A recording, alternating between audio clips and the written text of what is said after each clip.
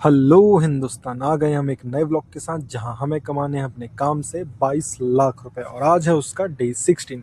तो जैसा कि आपने थंबनेल देखकर इस वीडियो में क्लिक किया होगा बिजनेस की स्ट्रेटजीज को जानने के लिए, तो आज मैं आपको बताऊंगा कि मैं किन स्ट्रेटजीज को फॉलो करके और क्या चीज़ सोचकर मैं अपने काम को आगे बढ़ाता हूँ और कैसे गाड़ियों को अपने काम पे भेजता हूँ कि मुझे क्या प्रॉफिट होगा क्या लॉस होगा। तो जैसे कि मैं आपको नॉर्मल सी चीज़ बताता हूँ कि मैंने जो अपने ट्रांसपोर्ट लाइन में वर्क को समझा है कि जब तक मुझे गाड़ी पूरे 12 घंटे में कम से कम 10,000 रुपये निकाल कर नहीं देती है, सारी चीज़ें काटने के बाद, मतलब ड्राइवर की कॉस्ट, डीजल की कॉस्ट, कंडक्टर की कॉस्ट, सब चीज़ निकालने के बाद अगर मेरे हाथ में 10,000 रुपये नहीं बचता है तो मैं उस जगह गाड़ी को नहीं भेजता हूँ। जैसे कि देख सकते हैं ये जो रैक पॉइंट में हम जा रहे हैं और एक गाड़ी जो बाजू में खड़ी हुई ये भी थोड़ी सी अभी बिगड़ गई है, ये ऑलमोस्ट इसमें ब्रेकडाउन होता रहता है। तो हम जा रहे हैं आज अपने रेलवे रैक के पास, मतलब रेलवे पॉइंट के पास, लेकिन आज रैक नहीं लगा है, आज चल रही है माल की शिफ्टिंग। तो माल की शिफ्टिंग हम वहाँ कर रहे हैं रेलवे स्टेशन के यार्ड के पास में ही। क्यों? क्योंकि हम वहाँ पे इमरजेंसी का माल स्टॉक करके रखेंगे। कई बार क्या होता है कि कुछ एक्सीडेंट्स या कुछ केसेस में जहाँ पे जाम लगा होता है पुलिस का, उसके कारण हम अपने रेल रैक को कंप्लीट नहीं कर पाते हैं। और रैक का काम बहुत ही इंपॉर्टेंट होता है, मतलब ऐसा कि अगर ट्रेन रेलवे ट्रैक में आके खड़ी हुई तो आपको जितना दिया हुआ टाइम है 10 घंटे या 12 घंटे, उतने में ही आपको पूरा रैक कंप्लीट करना पड़ेगा। मतलब कि गाड़ी को माल को गाड़ी में लोड कर कर आपको वापस रेलवे स्टेशन से रवाना करना पड़ेगा। अगर आपका रेलवे का या रैक का टाइम ज़्यादा होता है तो फिर रेलवे आपको उस पर पेनल्टी लगाता है। इसलिए इमरजेंसी टाइम को कवर करने के लिए हम क्या कर रहे हैं कि अपने बचे हुए माल को, मतलब एक्स्ट्रा माल को, पास में ही रेलवे यार्ड के हम डंप कर रहे हैं। तो ये हमारा ये एक्स्ट्रा काम है, मतलब हमारा रैक का भी काम नहीं है ये और ना हमारे लम्प्स का काम है, ये हमको मिल गया है एक एक्स्ट्रा काम। तो इससे होगा हमारे मंथली प्रॉफिट में एक एक्स्ट्रा बेनिफिट। ठीक है, तो जैसा कि मैंने बताया कि बिजनेस की स्ट्रेटेजी, मैं ये अनुमान लगा के चलता हूँ कि मुझे महीने का, मतलब दिन का 12 घंटे में मेरी गाड़ी 10,000 रुपये अगर हाथ में छोड़ रही है, मतलब मेंटेनेंस, ड्राइवर काटने के बाद उसकी कॉस्टिंग, फ्यूल, डीजल, सारी चीज़ें काटने के बाद अगर 12 घंटे में 10,000 और 24 घंटे में 15 से 20 हज़ार रुपये अगर मेरे हाथ में गाड़ी का बच रहा है तो वो प्रॉफिटेबल है। अगर आप अंदाज़ा लगा लीजिए 15 से 20 हज़ार रुपये के हिसाब से, तीन एकम तीन, तीन दूनी छः, अंदाज़ा लगा सकते हैं कितने हज़ार रुपये मंथली है। मुझे कमेंट बॉक्स में आप ज़रूर बताएंगे, उसके बाद मैं ईएमआई कॉस्टिंग उससे निकाल कर प्रॉफिट भी आपको बताऊंगा। फाइनली हम पहुंच चुके हैं अपने यार्ड के पास, मतलब रेलवे यार्ड के पास, जहाँ पे हम दूसरी जगह पे डंप कर रहे हैं। और ये है गाड़ी। आज मेरे घर में क्या हुआ था कि फंक्शंस चल रहे थे, तो मैं बहुत टाइम से गाड़ी को आते जाते की वीडियो नहीं बना पाया, मैं बहुत बिजी था। इसलिए मैंने आज सोचा कि मैं ड्राइवर को अपने घर से ही खाना पैक करके ला के मैंने ड्राइवर को दिया। और मेन मोटिव यही था कि मैं आकर देखूं कि कहाँ पे माल डंप किया जा रहा है। तो मैंने ड्राइवर को आज घर का खाना बना हुआ दिया और टिफ़िन लेके ये एक चक्कर आ चुका है, एक चक्कर इसने गाड़ी खाली कर दी है, अब ये वापस से दूसरा चक्कर लेने जा रहा है। और मैं आपको शॉर्ट विज़िट कराऊंगा जो हमने जगह अलग से डिसाइड करी है अपने माल को रखने के लिए। तो उस माल को हम लेकर जाएंगे रेलवे के लिए। तो ये जो अंदर दिख रहा है ना आपको, देखिए अंदर बहुत सारे ट्रक खाली हो रहा है और ये पूरी बाउंड्री वॉल है, अंदर लगभग 2-3-4 एकड़ की जगह है। तो यहाँ पर मैं जाकर आपको अंदर से दिखाता हूँ। चलिए जल्दी से अपन चलते हैं अंदर गाड़ी में बैठकर, ठीक है, क्योंकि सारी गाड़ियाँ भी निकल रही हैं और ये रोड बहुत ही छोटी सकरी रोड है। यहाँ पर साइड में गाड़ी खड़ी करना भी रिस्की होता है, कई बार इल्यूजन हो जाता है ड्राइवर को या कंडक्टर वगैरह को, तो उससे कई बार दुर्घटनाएं हो जाती हैं। तो आपको पता ही, तो छोटी मोटी दुर्घटनाएं कितनी चल रही हैं आजकल हमारे साथ, है ना। तो जल्दी से हम चलते हैं यार्ड के अंदर, ठीक है। तो मैंने गाड़ी स्टार्ट कर ली है और यहाँ पर मैंने नोटिस किया कि ड्राइवर को गाड़ी यार्ड के अंदर डालने में थोड़ी सी दिक्कत हो रही, क्योंकि एकदम शार्प टर्न है। और जैसे ही मैंने अंदर गाड़ी घुसेड़ी तो मुझे दिखा कि यार सामने बहुत सारे पत्थर वगैरह गिट्टी पड़ी थी। तो मैंने जल्दी से एक बंदे को बोलकर उसको क्लीन करवाया। और इस तरीके से ये माल का हम लोग स्टॉक कर रहे हैं एक्स्ट्रा। ये पूरे यार्ड है, सामने चल रहा है लोडर। ये लोडर की प्राइस भी मुझे एग्जैक्ट पता नहीं है, पर अप्रॉक्स 80 लाख या 1 करोड़ के आसपास का होगा। ये 1 करोड़ 1.5 करोड़ के आसपास का ये लोडर है, ठीक है। तो फाइनली मैंने पूरी जगह को विज़िट कर लिया। कहीं यहाँ पे कैमरा ज़्यादा मैं यूज़ नहीं कर पाया, क्योंकि ये बहुत ही कॉन्फिडेंशियल चीज़ है यहाँ पे इसको शूट करना। बट मैं आपको मोटा मोटा ऊपर ऊपर बता रहा हूँ। तो इस तरीके से हम जितनी भी गाड़ियाँ रात भर जो रेलवे में हम लोग माल गिराते हैं, वो हम इस माल को यहाँ पर स्टॉक करेंगे। और इसी के साथ फिर हम देखेंगे कि प्रॉफिट क्या है, थोड़ा सा शायद हो सकता है प्राइस में, मतलब रेट में कुछ कटौती हो सकती है पर टन पे। देखते हैं क्या कैसा है। तो मैं चलो छोटा सा उतर के आपको जल्दी से एक ओवरव्यू दिखा देता हूँ। ऐसे लाइन से स्टॉक रहेंगे, ठीक है। वो लोडर है, लोडर क्या करेगा, रात भर माल को सकेलता जाएगा, ढकेलता जाएगा, मतलब गाड़ी ला के गिराएगी, वो चढ़ाता जाएगा। फाइनली अभी कुछ टाइम तक गाड़ियाँ आना बंद हैं, तो लोडर उन्होंने खड़ा कर दिया है। वो लोग ब्रेक करेंगे, खाना वाना खाएंगे और रात को वापस में काम लग जाएंगे।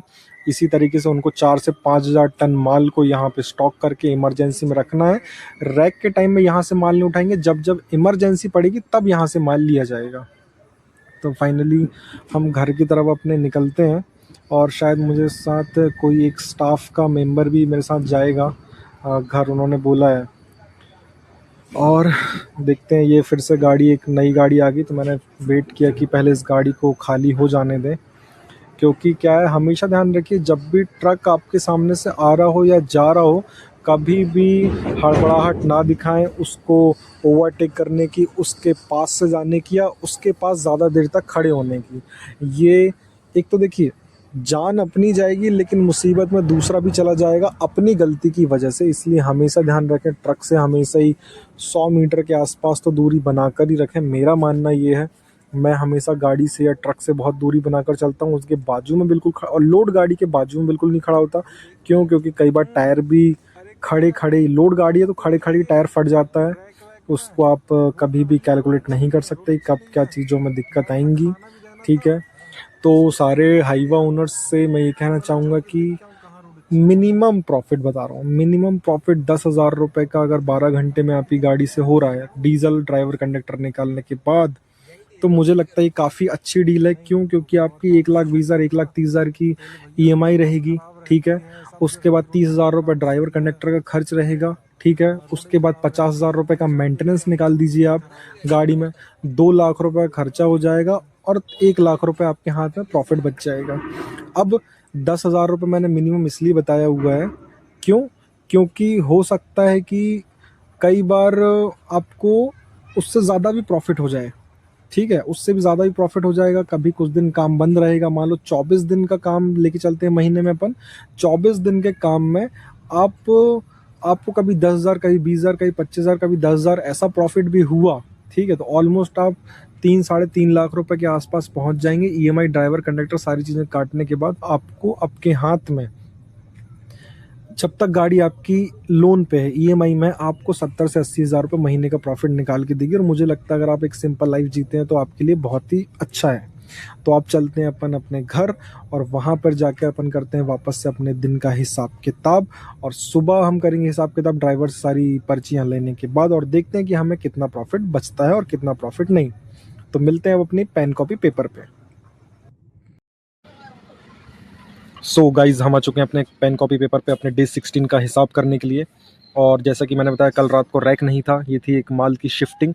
मतलब रैक के रेलवे पॉइंट से थोड़ा सा पहले ही एक यार्ड में या फिर एक ग्राउंड जैसा है ओनर का, वहाँ पर वो अपने माल को शिफ्ट करा के रखे होते हैं इमरजेंसी के लिए, कि कभी कोई प्रॉब्लम होती है तो वहाँ से माल को हम आगे रेलवे स्टेशन में डाल के अपने रैक को कंप्लीट कर सकें। तो उसमें हमारी गाड़ी ने जो ट्रिप लगाए हैं वो 5 ट्रिप लगाए हैं, और बहुत ही कम कम माल आया था। जैसे 48 टन पहला चक्कर तो ठीक आया था, उसके बाद 46, 46, 46, और ये तो बहुत ही ज़्यादा कम है, 43 टन के आसपास आया। हमको जो रेट मिला है वो मिला है 100 रुपये पर टन के हिसाब से। तो इनका जो टोटल वेट होता है वो 231.110 टन होता है। 100 रुपये पर टन के हिसाब से हो गया 23,111 रुपये। डीजल जो हमने लिया था 95 लीटर लिया, 95 लीटर 93.34 रुपये पर लीटर के हिसाब से होता है 8,868 रुपये। इसको अपन माइनस कर देंगे इससे, तो हो जाता है 14,244 रुपये अपने पास बचा।